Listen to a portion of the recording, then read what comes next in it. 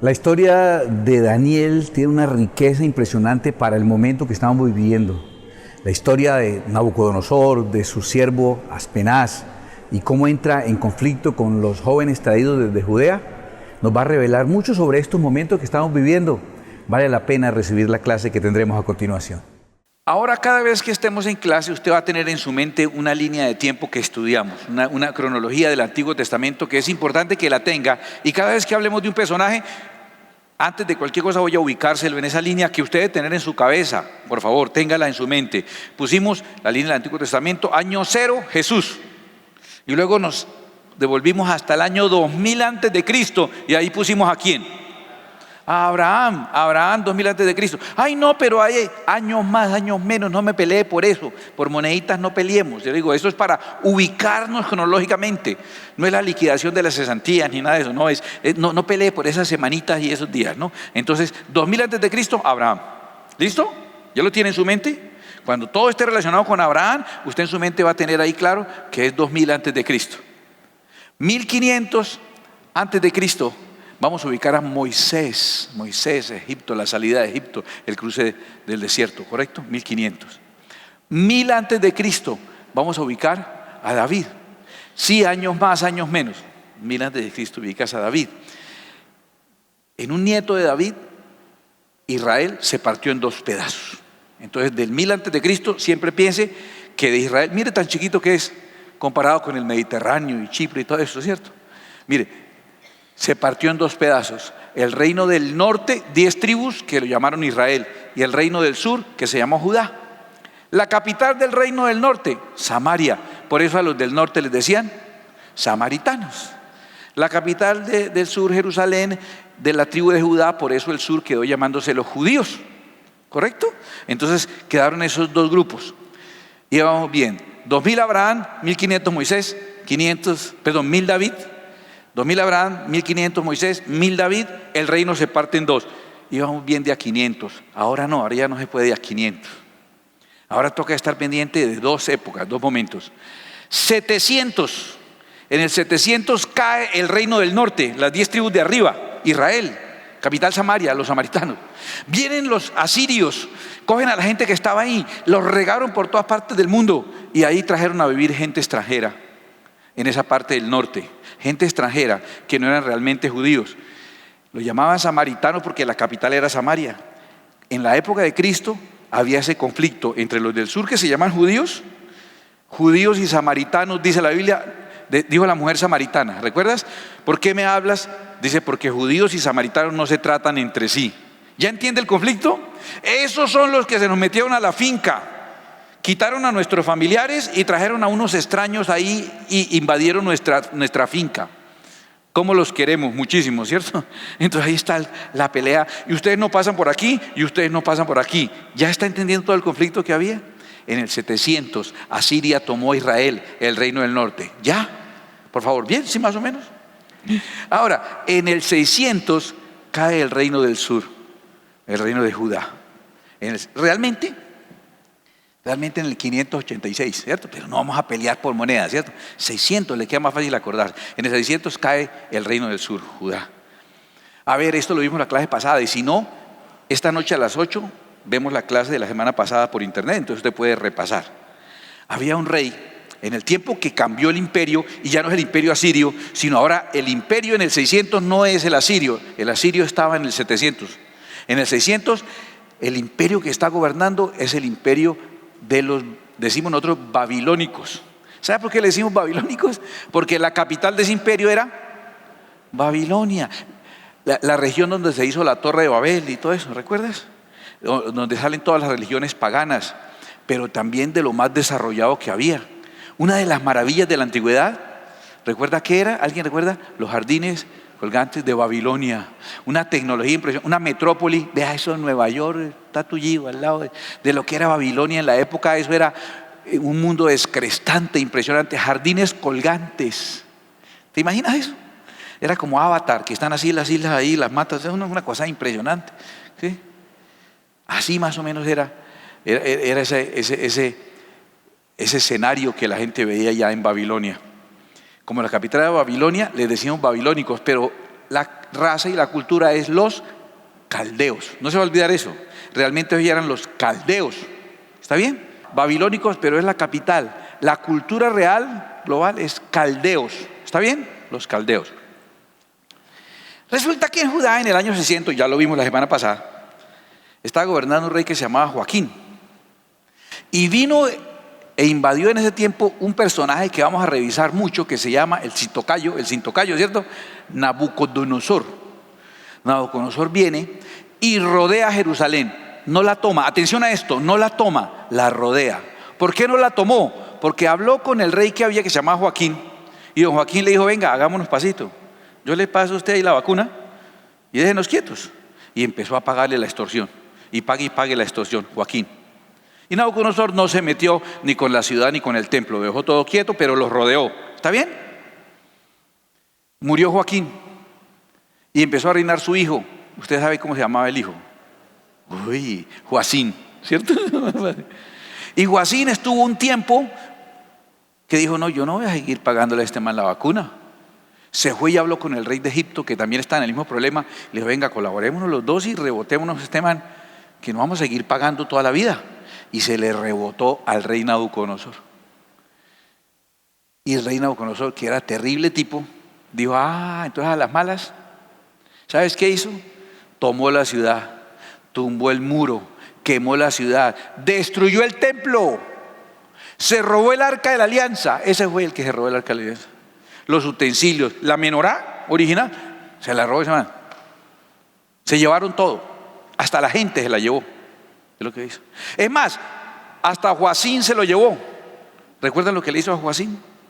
Degolló los hijos delante de él para que él viera, y luego le sacó los ojos a Joacín. Se lo llevó en el tiempo que él había gobernado.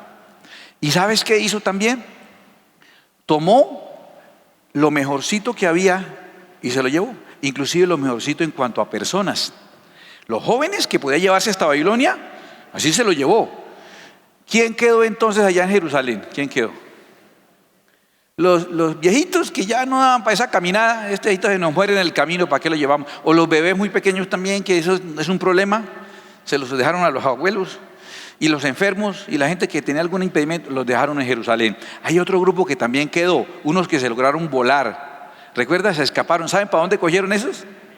Para Egipto se volaron, porque allá está Babilonia, aquí está Jerusalén, y yo ¿para dónde corro? Pues al lado contrario, donde están los enemigos, ¿no? Corrieron para Egipto y se llevaron secuestrado a un profeta, a Jeremías. Oiga, ustedes saben bastante.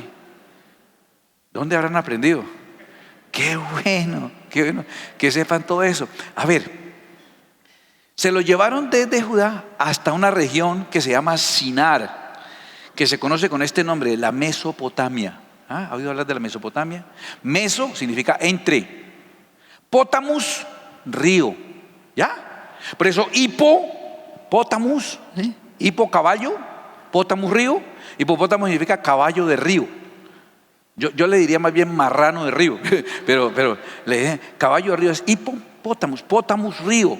Meso, entre, pótamus, río. Mesopotamia, entre ríos. ¿Entre cuáles ríos? Entre el río Tigris, que está arriba, y el río Éufrates, lo que se llamaba antes la media luna fértil. Por eso era que el imperio asirio quería dominar todo esto, y ahora el imperio babilónico quiere dominar todo esto, porque es el lado de fértil. El resto es un cascajero, el resto es un peladero tremendo ahí, que por eso no pelean. Que usted quiere el desierto del Sahara, bien pueda, se lo dejo. El desierto del Sahara. Usted puede poner un depósito de materiales y vender arena. ¿Qué más puede hacer ahí? Ellos están tratando de dominar todo eso. Se lo llevaron para allá, esa región del Sinar, donde está la capital del imperio caldeo, que se llama Babilonia, en la Mesopotamia. ¿Listo? Babilonia, la capital del imperio caldeo. ¿Y quién es el rey de ahí? Nabucodonosor. ¿Listos? Mire, ese personaje, si usted quiere saber un poco más, lo hemos pasado por alto los profesores de Biblia, pero es el personaje, yo creo, que más nos aporta sobre cómo va a ser el anticristo, cómo va a ser la bestia en Apocalipsis. Nabucodonosor, no solamente él, porque el anticristo es una persona, pero también es una cultura, también es una influencia, también es un sistema, persona y sistema. Nabucodonosor era una persona y era el sistema babilónico, todo un sistema. Mire este detalle, por ejemplo, así rapidito. Nabucodonosor rodeó el templo, rodeó Jerusalén, ¿lo destruyó? No, lo permitió. Parece que 3 años y medio, la mitad de una semana de años. Y a la mitad de la semana, como se rebotó Joacín, vino y tomó el templo y lo destruyó. Eso usted se ha leído profecía, empieza a mostrarnos qué va a pasar. Este tipo tuvo un sueño de una imagen, porque el tipo tenía ínfulas de ser muy grande, ¿cierto? ¿Te acuerdas que el problema de él fue que se creía mucho y Dios lo tuvo que tratar? Este hombre tuvo un sueño de una imagen y ¿sabes qué hizo? Atención a esto, construyó la imagen esa. Una imagen que empezaba con cabeza de oro, plata, bronce, hierro. Acuérdate de eso. Has leído de pronto y si no, miércoles le damos una miradita a eso, el miércoles en cabecera, ¿vale? Una miradita a esto porque es que me parece muy interesante Nabucodonosor como tipo del anticristo.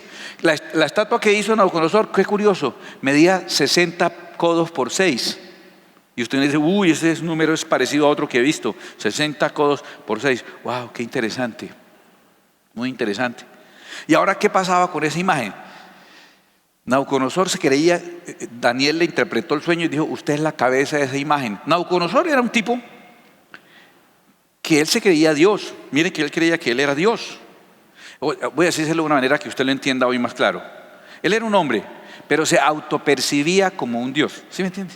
Entonces él se percibía a sí mismo como un Dios. Y eso es problema de él. ¿Sí me entiende? Cada persona como se perciba es asunto de cada persona.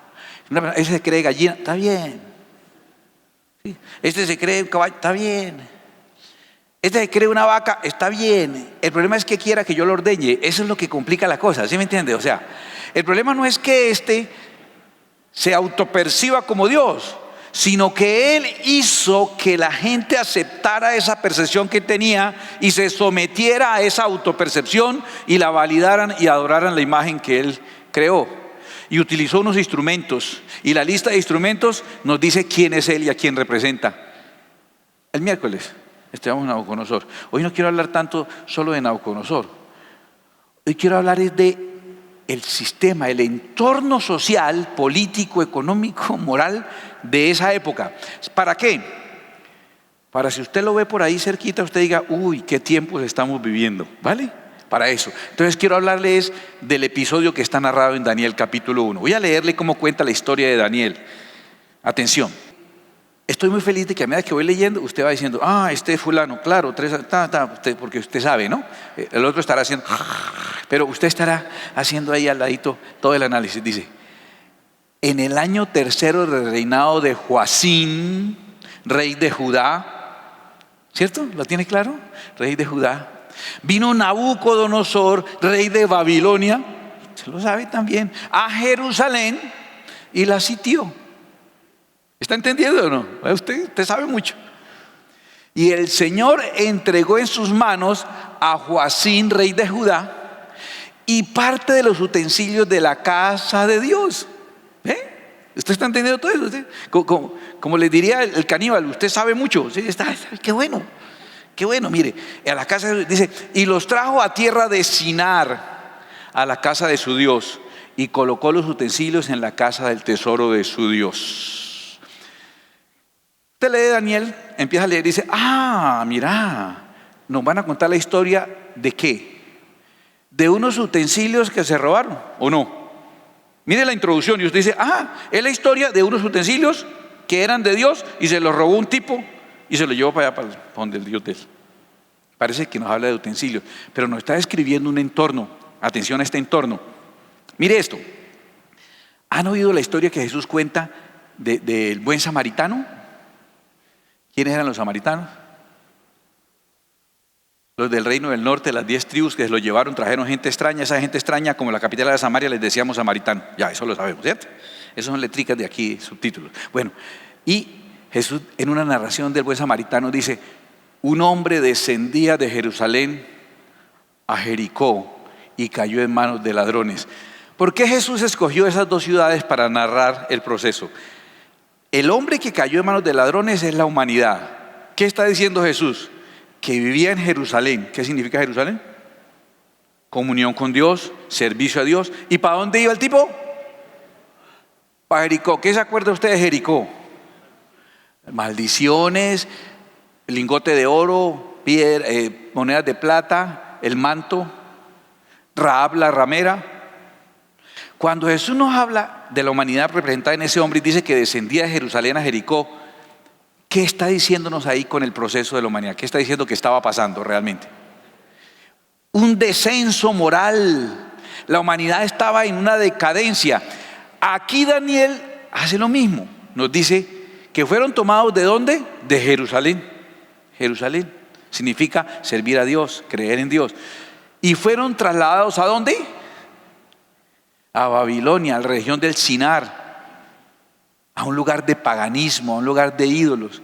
Mire cómo lo describe. Salieron del palacio de su Dios al tesoro de su Dios. De Dios con mayúscula, uno solo, único y verdadero, a su Diosito con minúscula. Diosito. Diositos son estos, los de Babilonia, con minúscula. Diositos, ¿sí? Y entonces, ¿qué pasó? Utensilios que estaban sirviendo al único y verdadero Dios, ahora hacen parte de una sociedad que está ¿cómo está esa sociedad? Decadente, alejándose del verdadero Dios, yéndose ¿para dónde? Para los diositos, los dioses en minúscula, personales de cada uno de ellos. Intenta hablarle de Dios en una reunión a alguien, de una vez sacan las uñas, ¿no? No, ese temita no, ni de política ni de religión hablemos. Usted dice algo no, y con Dios, ese rechazo hacia Dios, no, es que no le gusta a Dios.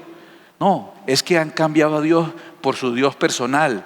No le interesa a Dios, pero está lleno de afiches de su Diosito, del deportista aquel, del cantante aquel, del artista aquel, del político aquel. Y eso es su ídolo, su Diosito, un ídolo. Y usted le pregunta, ¿y por qué? Y dice, es que es mi ídolo. ¿Y qué es mi ídolo? Mi Diosito, el Dios. Es una cultura que está yéndose del Dios verdadero y está descendiendo hacia dioses insignificantes, personales, ídolos. Esa misma persona que le dice, a mí de Dios no me hable, háblele de su deportista o de su equipo. Háblele de su político o de su artista favorito y verás que no para de hablar, porque está transitando del Dios verdadero al Dios de mentiras. Esa es la decadencia que estamos viviendo hoy en día como sociedad. Está descrita allí, en ese comienzo de la narración. Por eso hoy, ese rechazo dice Apocalipsis hablando del anticristo, y se opone a todo lo que se llama Dios, con mayúscula. Se opone a todo lo que se llama Dios, el anticristo. ¿Por qué toda protesta tiene que terminar, por ejemplo, con la quema de una iglesia? Porque se opone a todo lo que se llama Dios. ¿Qué momento el que estamos viviendo? Bueno, avancemos un poquitico. Ahora mira esta lectura. Atención a esta lectura de lo que ocurre en ese entorno. Nos están hablando de qué era que nos iban a hablar, de unos utensilios que se robaron, ¿cierto? De unos utensilios. Bueno, ahora dice, y dijo el rey a Aspenaz, jefe de sus eunucos, que trajese de los hijos de Israel, del linaje real de los príncipes, muchachos en quienes no hubiese tacha alguna. Se llevaron lo mejorcito, de buen parecer. Ahí ya algunos nos salvamos, gracias a Dios. Enseñados en toda sabiduría, volvemos a estar en peligro. Sabios en ciencia y de buen entendimiento, e idóneos para estar en el palacio del rey, y que les enseñase las letras y la lengua de los caldeos, babilónicos, ¿cierto? Los caldeos. Y le señaló el rey ración para cada día de la provisión de la comida del rey y del vino que él bebía, y que los criase 3 años, para que al fin de ellos se presentasen delante del rey. Entre estos estaban Daniel, Ananías, Misael y Azarías de los hijos de Judá. A estos, el jefe de los eunucos, Aspenaz, puso nombres. Puso a Daniel Belsasar, a Ananías Sadrac, a Misael Mesac y a Azarías Abednego. Atención. No que nos iban a hablar, era de unos utensilios sagrados, ¿no recuerdan? Y ahí están los utensilios. Ahí no nos habla de utensilios. ¿Qué pasó con la narración? Empezó hablando de que nos iban a dar la historia de unos utensilios que se robaron, y luego nos empieza a describir detalladamente lo que pasó con unas personas. ¿Ya saca usted una enseñanza hoy? Que para Dios nosotros somos sus utensilios sagrados.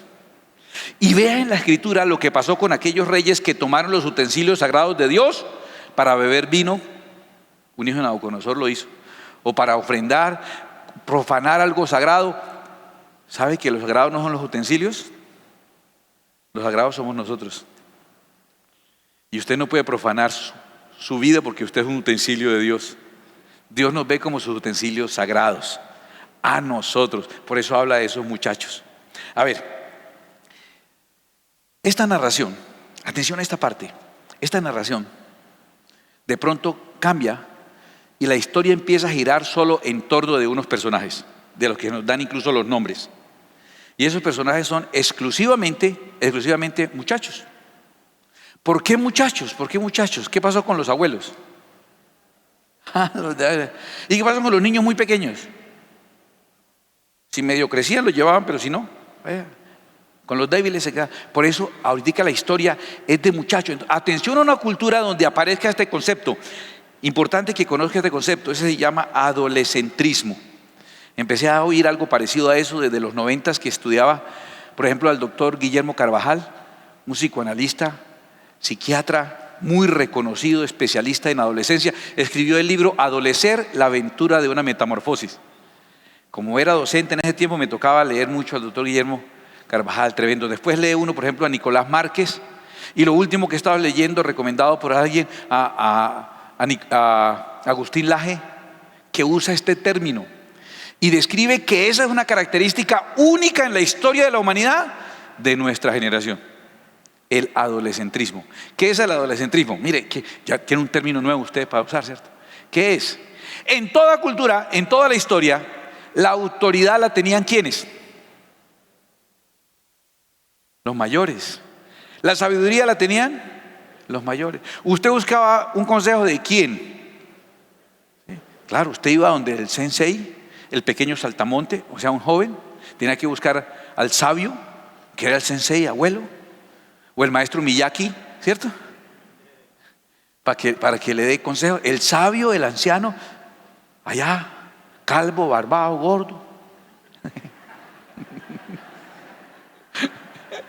Y usted todo esbelto, bonito, y me dice, usted viene a pedir consejo y a escuchar hablar, y se supone que al anciano sabio. En todas las culturas, los gobernantes, los reyes, los sabios, los maestros, los sacerdotes, los ancianos, hasta esta cultura,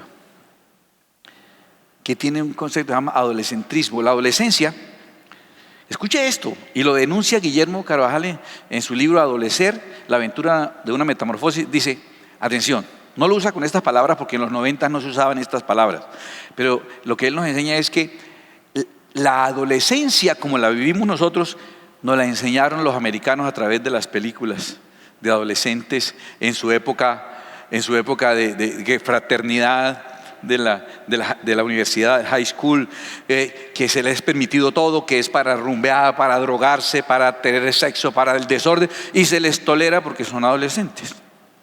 Se les tolera. Mire lo que prácticamente él dice, el concepto de adolescencia como un gran rango de la vida es un constructo social, o sea, no es biológico. Y habla, por ejemplo, de culturas aborígenes en las que la transición de la niñez a la edad adulta, que según la cultura americana nosotros nos infundió que cuánto tiempo lleva la adolescencia más o menos, cuánto le pongamos de acuerdo en unas fechas aproximadas. Adolescencia de los 12 para los 22, más o menos, así, unos 10 añitos debería ser, más o menos, mientras está definiendo qué carrera vas a tomar, con quién se casa, todas esas cosas. Bueno, ¿cierto? Él dice, hay culturas más elementales en los que la transición de niño a adulto no son 10 años. Es un día, una ceremonia, un ritual. Y la niña se desarrolló y pasa por unos procedimientos, las pintan y le hacen no sé qué ceniza, y las ancianas le hacen y canta y le hacen hacer un recorrido, y cuando regresa después de esa ceremonia ya no es niña, ahora es adulta y la dan en matrimonio, y lo más seguro es que pronto ya esté teniendo un hijo y criando. Tribus también en diferentes culturas, la adolescencia de un varón dura una ceremonia. Él es tomado y lo hacen tomarse no sé qué sustancia, o pasar no sé por qué prueba, o estar una noche en un bosque con los ojos vendados, unas cosas, o caminar sobre cenizas, un ritual que cumple el niño, y cuando termina el niño ya es un guerrero. ¿Cuánto duró ese tránsito de niño a adulto? Un ritual. Entonces él dice, la adolescencia, como la vemos nosotros, como un rango de tiempo en el que es permitido muchas cosas, es un constructo social, algo que nos enseñaron. Hoy dicen que tu sexo es un constructo social, o tu género. Yo te digo, no, hazte un examen y ahí te sale.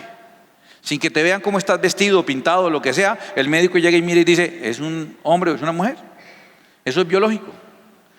Dicen que no, que eso es un constructo social y que la adolescencia es biológica. Yo le digo todo lo contrario. La adolescencia es un concepto que nos enseñaron y que aprendimos y que aceptamos como tal, un periodo de X cantidad de años en el cual la persona, el adolescente, está terminando su estudio básico y está decidiendo ahora, eligiendo qué va a hacer. Elegir qué voy a hacer, si me van a decir el ingeniero Caballero, el doctor Caballero, el maestro Ricardo, ¿cierto? O el panadero, o el chofer, lo que me van a decir, estoy escogiendo mi identidad, qué voy a hacer en la vida. Estoy escogiendo cómo voy a formar mi hogar, de quién me enamoro, con quién me voy a unir. Todo en mi vida se está definiendo, y como en mi vida se está definiendo, lo que yo estoy es estudiando. Si un adolescente trabaja y se gana unos pesos, ¿para qué son? Para él, para rumbear, para gastárselos, para sus gastos personales, ¿cierto? Porque ¿quién lo mantiene? ¿Quién lo cuida? ¿Quién le paga los gastos básicos? La casa, los papás. ¿Dónde vive? Con los papás. Durante la ceremonia de una noche, durante el ritual de un día, durante ese constructo social de una tal adolescencia. En esta cultura ocurre que, a diferencia de todas las épocas de la historia, donde la autoridad y el conocimiento lo tienen los mayores y son los encargados de transmitir la historia a los seguidores, en esta cultura todo se centra en los jóvenes, en los adolescentes, en ese rango cada vez más largo de tiempo. Y entonces aparece algo en esta cultura adolescentrista, una adolescencia prolongada. El tipo ya tiene 40, o la niña tiene 40. Y todavía está estudiando su 5º posgrado o su 13º primer semestre de otra carrera. Entonces, ¿con quién vive? ¿Quién lo sostiene? ¿Y lo que se gana para qué es? Está definiendo qué va a hacer en la vida, está definiendo a qué se va a dedicar, está definiendo qué hogar va a conformar, está definiendo, algunos están definiendo si son hombres o mujeres todavía. O sea, la época de definir la identidad se alargó. Y ahora se volvió los que somos, hace mucho rato fuimos adolescentes y jóvenes, queremos prolongar ese rango de edad. Y todo se enfoca a mantenernos otra vez adolescentes. Andar como si fuéramos peladitos y vestirnos como si fuéramos muchachos. Y mantenernos y darle duro al gimnasio para no verme como un barrigón casi sesentón, sino para verme como un adolescente, y quiero ser un adolescente. Y entonces ando en esto y molesto aquello, en esto otro, y por ahí en motos molestando. Ese concepto, quedarme por ahí. Quedarme estancado en esa adolescencia, porque es la cultura adolescentrista, donde todo el protagonismo está alrededor de la adolescencia. Y si eres un niño que aún no ha llegado, entonces te anticipan la adolescencia, y la niña de 6, 7 años ya la visten sexy, ya sabe bailar, ya sabe perrear, ya sabe moverse, las twerking, ya sabe un montón de cosas, y era una cosita así que ni siquiera sabe cambiarse el pañal, pero ya se ve como una mujer, y el muchacho quiere ser rápido, porque todo ocurre en este rango de la adolescencia. Por eso toca llegar rápido a la adolescencia y quedarse la mayor parte del tiempo posible. Esta cultura adolescentrista está totalmente reflejada en esta narración. Déjeme explicarle algunos de esos elementos. El más importante, el tema de definir la identidad. Entonces, eso que en una tribu ocurre en una ceremonia, define su identidad. Eres un guerrero y por eso tienes estos tatuajes, estas marcas, estas señales. No, en una noche se lleva el tiempo de definir. Aquí en la narración está muy claro ese ataque de esta generación a la identidad. En los nombres, mire, está claro los nombres que tenía. Mire, Daniel se llamaba Dios es mi juez. Le cambiaron el nombre por Belsasar, el príncipe del dios Bel. Ananías significa amado de Dios, del Dios verdadero, Yahvé, Jehová. Le cambiaron por Sadrach, significa iluminado por el Dios Sol. Misael se llamaba ¿quién es como Dios? Le cambiaron por Mesac, que significa ¿quién es como la diosa Venus? Pobre muchacho. A Azarías le pusieron el Señor es mi ayudador, el Señor verdadero. Lo cambiaron por siervo del Dios Nebo. ¿Se está dando cuenta de algo que está pasando aquí? La identidad de estos muchachos estaba basada ¿en quién? En Dios. Se la cambiaron ahora en esa decadencia por identidades basadas en su Diosito. A ver, una persona aquí le preguntan a ¿usted quién es? Yo digo, primero que todo, yo soy un hijo de Dios. Mi nombre es Ricardo Caballero Sarmiento Ortiz Ríos Conde Gutiérrez Niño Canelo Borges para servirle. Trabajo como pastor en una comunidad. ¿Sí me entiende? Pero ¿cómo debe empezar mi identidad? Si no la digo, por lo menos la sé, hijo de Dios. Eso ya no. Es una cultura que trabaja una identidad basada en que yo me parezco a mi Diosito. Yo me peino como el deportista que admiro, me visto como este otro que admiro, hablo como este mi Diosito particular, mi ídolo particular. Hablo así, me muevo así, me visto así. Por el Diosito particular que yo tengo. Es una cultura que ha dejado que nuestra identidad la determine Dios.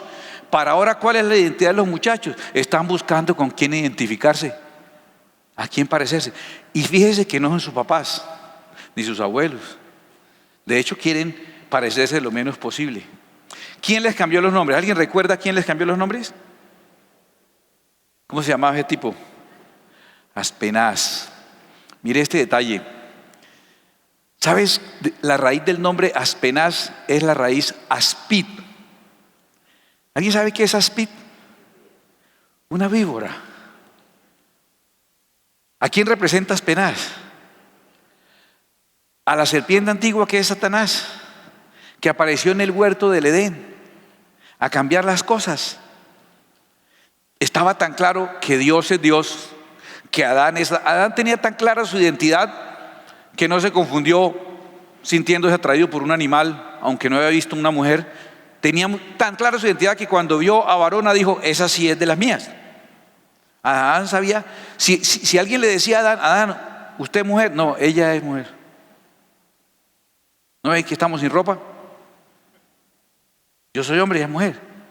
Y si alguien le decía, entonces usted es Dios, Adán ¿qué decía? No, Dios es él. Me imagino que es muy fácil. Clara su identidad.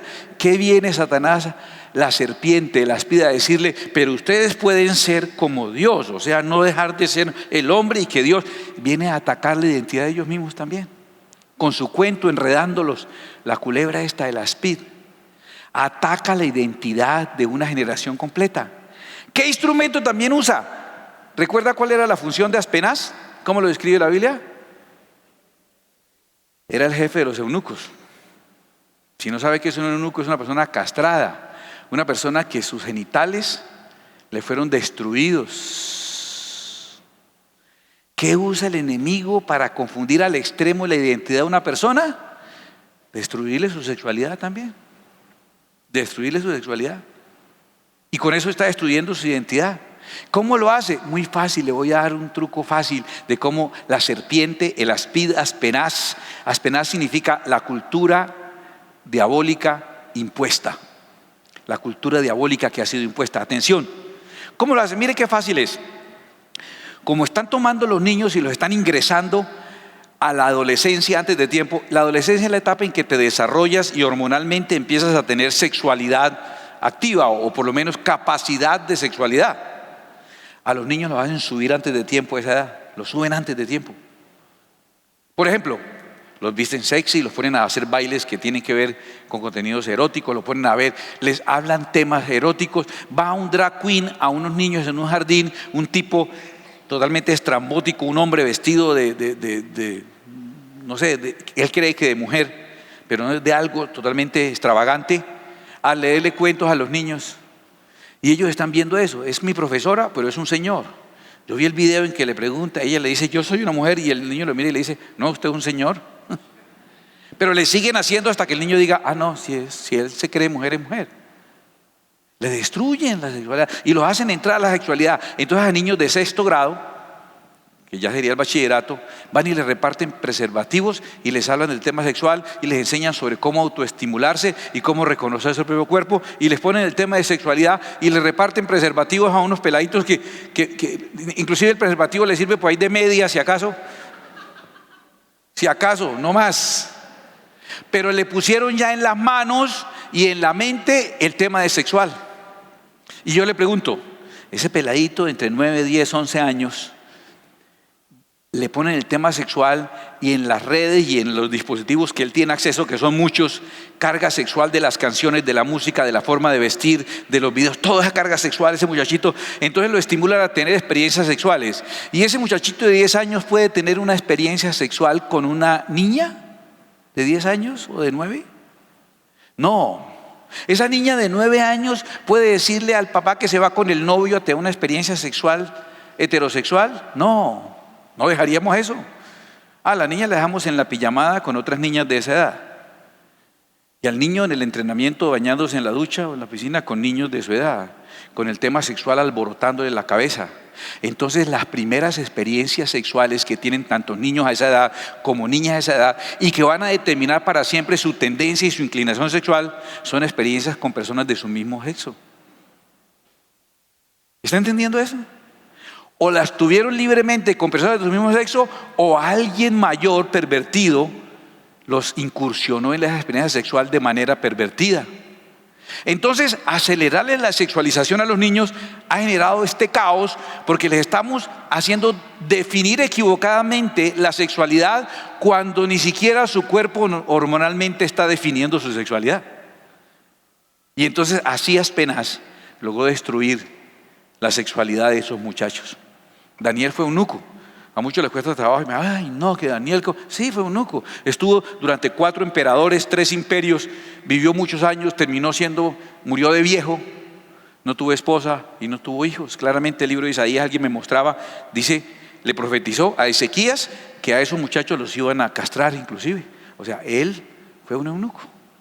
La sexualidad terminó por destruir, era el elemento culminante para destruir la identidad. El cambio de nombre no basado en Dios, sino basado en sus dioses personal. Entonces ve usted una cultura de jóvenes donde todo lo importante son los jóvenes, no quieren de Dios pero tienen un montón de ídolos y están buscando identidad. Su identidad está confundida porque incluso su sexualidad está confundida. Bueno, también es una cultura antifamilia. ¿Por qué se volvió una cultura en la que la familia perdió tanto peso y tanta importancia y toda orientación, ideología pretende destruir el núcleo básico social que es la familia? Y nosotros lo permitimos. Los padres y las parejas que hoy nos llaman heterosexuales, hegemónicos, patriarcales, fundamentalistas o como quiera, las parejas de hombre y mujer que fue creado así, tuvimos un problema grave. Y el problema es que caímos en disfuncionalidad. Y entonces hoy cualquiera le dice a uno, mire, yo conozco una pareja con papá y mamá y la que más daño le hizo a esa niña fue ese papá abusador o esa mamá que fue infiel o se separaron y le dañaron. Muchas personas que tienen hoy su identidad confundida, usted mira, y son formados en hogares disfuncionales. Es muy difícil que un hogar con un papá y una mamá actuando y cumpliendo los roles, un hijo salga confundido. Es muy difícil. Pero es muy normal que esos roles los confundan. Y las parejas caímos en disfuncionalidad, los hogares caímos en disfuncionalidad, al punto que hoy alguien le dice, ay, pero mire, en cambio ese hombre con hombre, y mírenlos como tan felices y cómo tratan de bien al niño. Mire, ese mujer con mujer, del mismo modo, del sentido contrario, como dijo la reina profeta, ¿sí? Esa señora con ese caballo y ese señor con esa oveja, mire cómo están de bien. Y nosotros, las parejas heterosexuales, siguiendo mi pasión personal o buscando mi felicidad, me llevé por delante el enfoque conceptual de mis hijos y les dañé inclusive su identidad. Así delicado es este tema. No solo eso, mira esto está tan interesante. Toda la vida hubo unas brechas generacionales. Tus papás tuvieron problemas con los abuelos por cómo se vestían, porque el pelo largo, alguna cosa así. Tú tuviste problemas con tus papás por algo de la moda tuya o algo. Pero lo que hay hoy no es una brecha generacional. Hoy hay un abismo generacional irreconciliable. Una diferencia absoluta entre unos y otros. Y eso lo ha acentuado una herramienta muy importante que es la tecnología. La tecnología ha generado una gran separación porque genera dos conceptos. El concepto de que las cosas se obsoletizan rápidamente, ¿cierto? A ver, le voy a dar un ejemplo de que la tecnología nos enseñó que las cosas son para botar y pasa muy rápido. Inclusive hay una tienda o varias tiendas que te garantizan a ti para que tú compres allá que la calidad de las prendas no es tan buena, que se te van a dañar antes que pasen de moda. O sea, te garantizan que duran poquito, duran menos que la tendencia, porque todo es obsoleto. Entonces a la gente se le metió en la cabeza que todo lo nuevo es bueno por ser nuevo y todo lo viejo es malo por ser viejo. Eso se metió y lo comprobaron con el tema tecnología. Las cosas son de desechar. ¿Se lo demuestro? El teléfono que tuvieron sus papás, cuando por fin les adjudicaron una línea telefónica, porque eso era un lío, ¿no? Para que le adjudicaran el teléfono, tenía que ir hasta palanca política para que le dieran un teléfono. Cuando te adjudicaron el teléfono, ¿cómo era el teléfono? A ver, era una cosa ahí grande, negra, con un cacho grande y un cable entorchado, y un disco con huequitos para uno marcar, y una pestañita y para uno marcar. ¿Sí o no lo tenía ese teléfono? ¿Recuerdan? Que lo pusieron en una mesita que tenía para poner el teléfono y para sentarse uno al lado, y abajito para poner el directorio, abajito para poner el directorio. ¿Se acuerda? Y que la mamá le tejió una carpetica blanca debajo del teléfono por si se orinaba el teléfono, no sé. Y la mamá puso la carpetica y el papá puso un candadito amarillo en el... Y el de la tienda puso el letrero que decía: los teléfonos se hicieron para cortar las distancias, no para alargar las conversaciones. ¿Sí? ¿Cuánto duró ese teléfono? ¿Cada cuánto había que cambiarlo? Por ahí sí lo partían. Y vaya parte el teléfono. Lo partían a usted a rejo. ¿Cuánto es la vida promedio de un teléfono hoy? Seamos francos. De septiembre a septiembre, mientras sale el iPhone 15 y luego el 16, un año sería lo que... ¿Y vale lo que vale el teléfono ese que pusieron en casa? ¿O vale lo de la casa donde pusieron el teléfono? Muy bien. Pero pasa, todo es obsoleto, todo es de botar. Y en ese concepto de que lo malo, lo viejo es malo por ser viejo, en cambio lo nuevo es bueno por ser nuevo, la tecnología juega un papel importante, porque los que éramos los ancianos depositarios del conocimiento, ahora somos los tontos brutos que no sabemos ni siquiera prender el teléfono. Y en el concepto de esa generación adolescente les quedó el concepto de que no, que los ancianos no sabemos, que los ancianos no podemos ni siquiera escribir un contacto, enviar una foto, responder un mail. No sabemos, no somos capaces. ¿Está bien? Entonces ese es el concepto que quieren darle. Somos malos por ser quedados. Y como somos tontos en el tema de tecnología, se nos quitó toda autoridad de conocimiento y sabiduría. Y entonces el que le decía a los hijos cómo hacer las cosas y cómo era la vida, que era el mayor, ya no, ya es alguien que toca decirle hasta cada cosa cómo tiene que hacer, porque no es capaz con esta vida. Y entonces aprovechan que se quedó una generación sin la enseñanza de sus padres. Sus padres ya no tienen, según ellos, capacidad para enseñarle. Se quedaron con la historia vacía. Y entonces viene la gran trampa, el cambio del relato. Ya las cosas no son como mi abuelo le enseñó a mi papá me enseñó a mí y yo le voy a enseñar a mis hijos. No, no hay un relato, no hay una historia.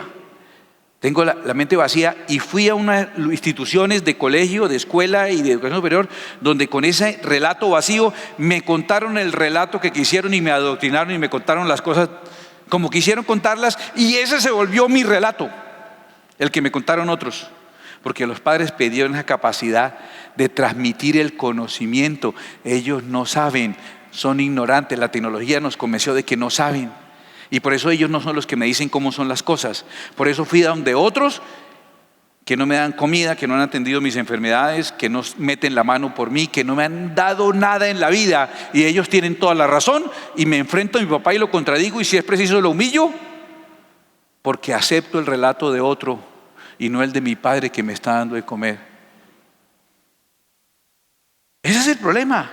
Mi mente se quedó sin el relato. Y cuando mi corazón me dice, espere, no podemos perder ese bagaje histórico, ese capital histórico, entonces esto muy absolutamente dicen, tienes razón, no olvidemos lo histórico. Y se van por allá muchas generaciones atrás, muchas que no tienen nada que ver contigo, en la época de oscurantismo, de ignorancia, a decir, recuperemos la ancestralidad. La ancestralidad es la manera de engañar a tu corazón que te dice, los mayores deben saber cómo son las cosas. Y entonces te engañan, te cambian el relato. ¿Y quién te lo cambia? ¿Quién fue el encargado? Yo le hago a usted esta pregunta, escúcheme. A estos muchachos en quienes no había tacha alguna de buen parecer, enseñados en toda sabiduría, sabios en ciencia y de buen testimonio, idóneos para estar en un palacio, ¿quién los volvió así? ¿Quién los educó así? ¿Quién los formó así? ¿Quién los formó? La familia, los papás, ¿cierto que sí? ¿O fue Nabucodonosor? No, Nabucodonosor no los mantiene ni los cría, Nabucodonosor los coge maduritos. Los cría uno y se los entrega. ¿Para qué? Para que los críen. ¿Quiénes eran los que debían criar? Los padres. En esta cultura ya no los padres los que crían. ¿Sabe quién los cría? Aspenaz es el encargado de criarlos durante 3 años. ¿Y por qué ponen 3 años? Yo protesto con esto y lo digo y lo advierto. Uno enseña a un hijo, una hija, 15 años enseñándole lo que es correcto. 15 años. A ir a la iglesia, a buscar de Dios. 15 años. Tiene un noviecito, una noviecita y en 15 días ya. Es más, 3 años, 6 semestres. Mientras a su hijo a la universidad, usted lo lleva el primer día que fue a clase, la mamá lo peinó, iba estrenando ropa. ¿Cierto que sí, estrenando ropa? Llevaba una carpeta ahí grande, el iPad con un forro, con una U grande para que sepan que es de la universidad. Disimuladita, la mamá en el morral le echó loncherita. ¿O no? Si era de la UIS, paró media hora a ver las babillas un rato. ¿O no? Y ahí está. Hablamos en 6 semestres, ¿sí? Dentro de 6 semestres hablamos. En 3 años es otra persona. Otra persona. Usted el día que iba a la universidad lo vio. Usted, ay, vea tan lindo mi sobrino, ya para la universitario ya. Y sacó el celular, le tomó la foto. 6 semestres después usted lo ve y esconde el celular.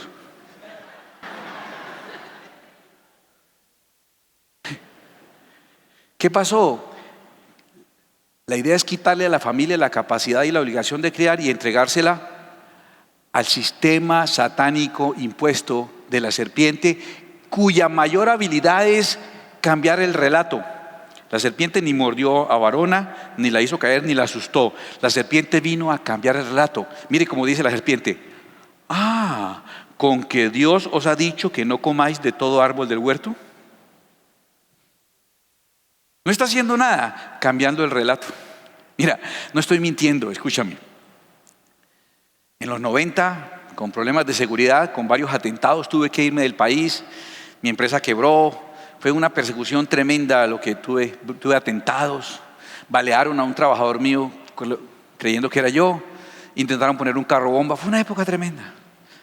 Usted viera las conversaciones que he tenido con pelados que nacieron en el 2004, 2005, 2006, sobre cómo era en Colombia en los 90.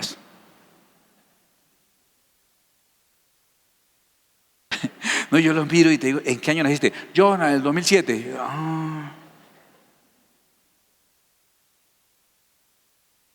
Me está diciendo cómo era Colombia cuando yo estaba huyendo para que no me secuestraran. Está contando quiénes son los buenos y los malos según él. Pero no, espérese, usted está equivocado. Es que yo no podía salir en Río Negro ya. No, eso cómo le ocurre. Esto pasó en Colombia en los 90. No. Este pelado que nació después del 90, jura y se hace matar. Que es como a él le dijeron allá, donde llegó sin el relato. Sin relato porque ya no somos nosotros los que criamos, los están criando el sistema impuesto por Satanás, Aspenaz, es el que los está criando. Y viene y pone la corona que hace falta. ¿Cómo los seduce para eso? Fácil. y le señaló el rey ración para cada día de la provisión de la comida del rey y del vino que él bebía. Es una cultura donde se sienten reyesitos y están acostumbrados a cosas de reyes. De reyes. Vaya, déles algo regular. Vaya, llévelos a un sitio regular. Vaya, cómpreles ropita regular. Vaya, llévelos a vacaciones a un sitio a los que usted los llevaban. ¿No me creen? Lleve a su adolescente vagabundo a un sancocho de río. Yo quiero verlo quiero verlo en el parque esperando el bus con la olla tiznada. Quiero verlo. Mire, lo denuncian al bienestar familiar a usted. Así los han. Ellos les tocaba, a Daniel y sus amigos les tocaba ir por la provisión del rey, les tocaba ir a buscarla. Se las traían a ellos. Ya ni siquiera estas generaciones tienen que buscar el pecado. Uy, voy a hablarme con mis amigos, vamos a ir a una casa de striptease. Vamos a ir a un prostíbulo, vamos a ir a un bar, vamos a entrar a una discoteca, toca. No, no hay que hacer eso. Todo le llega a domicilio por los dispositivos que tienen, le llega. ¿Quién se los trae hasta ahí? Aspenaz se los trae hasta ahí. Y se los pone ahí a boquejarro para que tengan todo lo que necesitan. Y a través de eso los atrapa. Conclusión, estamos fregados, ¿sí o no? No, mentira, no. Pasó algo, es muy curioso. Pasó algo que nos llena de esperanza. Alguien que fue capaz de, cuando le ofrecieron los deleites del rey, se plantó distinto. Y le damos cuenta lo que dijo Daniel, capítulo 1, versículo 12. Vino Daniel y se plantó delante de Aspenaz. Con respeto, a las buenas, no quemó policía, ni partió vidrios, ni hizo grafiti, no. Se plantó con argumentos, no con pedradas, ¿no? Con argumentos. Y le dijo: te ruego que hagas la prueba con tus siervos por 10 días y nos den legumbres a comer y agua a beber, que es lo que me daban allá en mi casa. Compara luego nuestros rostros con los rostros de los muchachos que comen de la ración de la comida del rey. Y haz después con tus siervos según veas. Consintió pues Aspenaz con ellos en esto y probó con ellos 10 días, poquito tiempo. Y al cabo de los 10 días pareció el rostro de ellos mejor y más robusto que el que los otros muchachos que comían de la porción de la comida del rey. Mire, el versículo 20: en todo asunto de sabiduría e inteligencia que el rey los consultó, los halló 10 veces mejores que todos los magos y astrólogos que había en todo su reino. Es impresionante lo que ocurrió allí. Mira, escucha, mira, hay esperanza.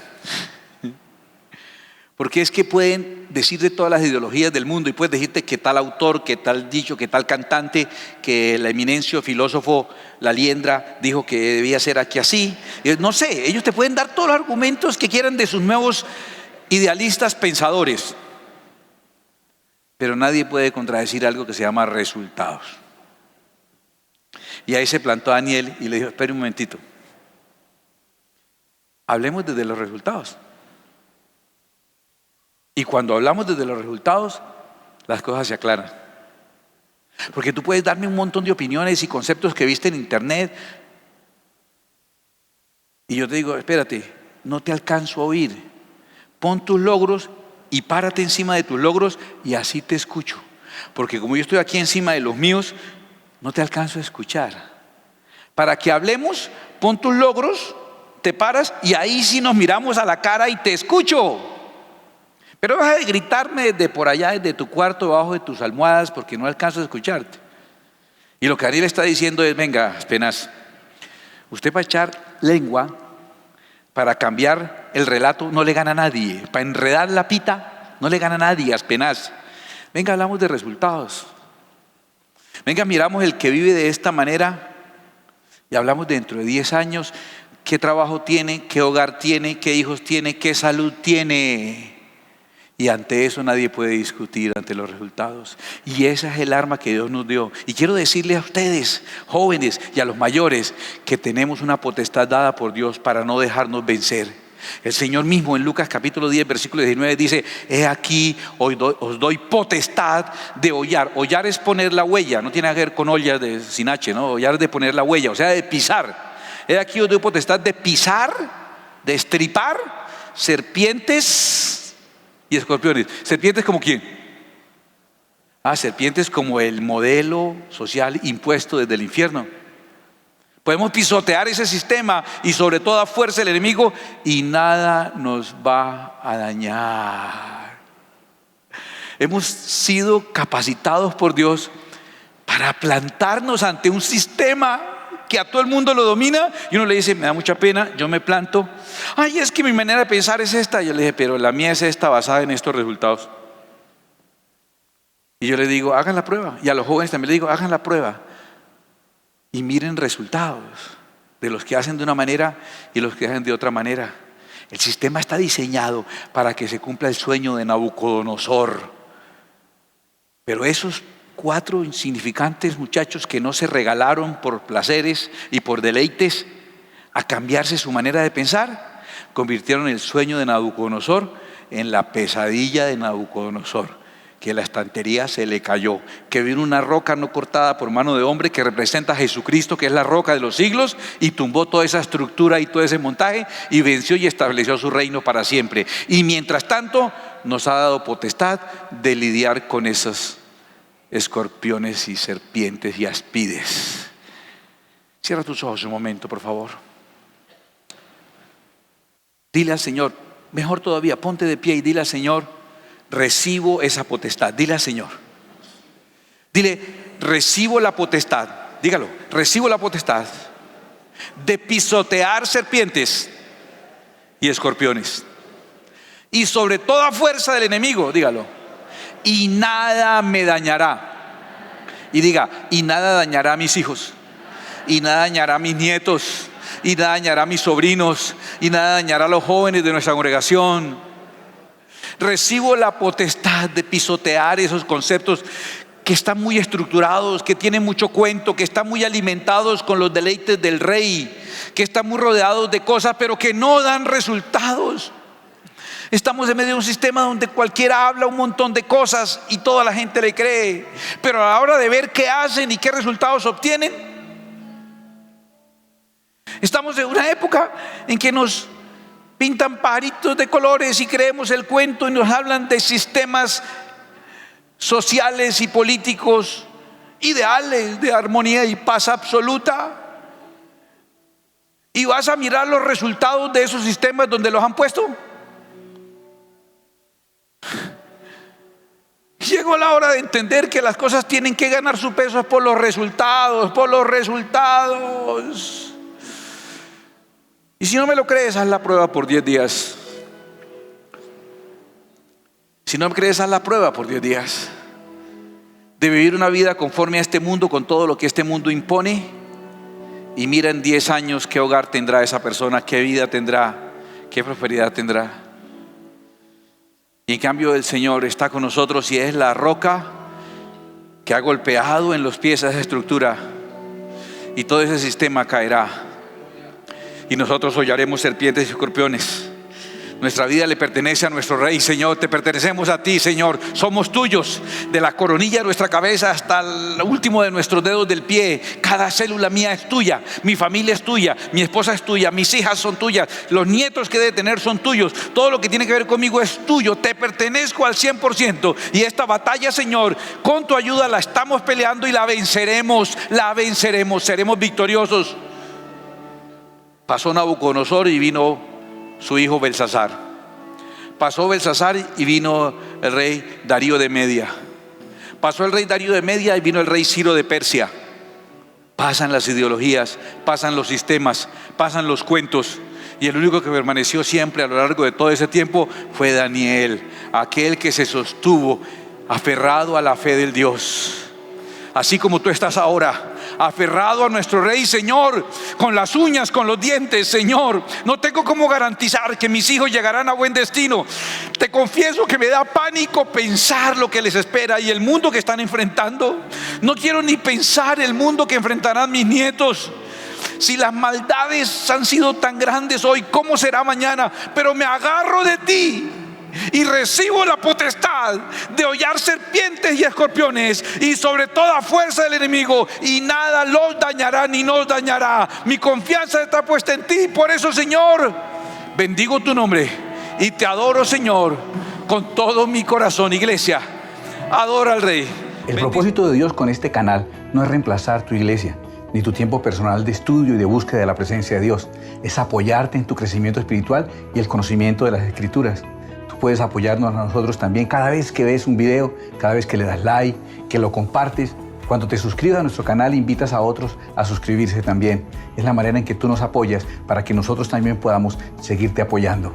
Que Dios te bendiga.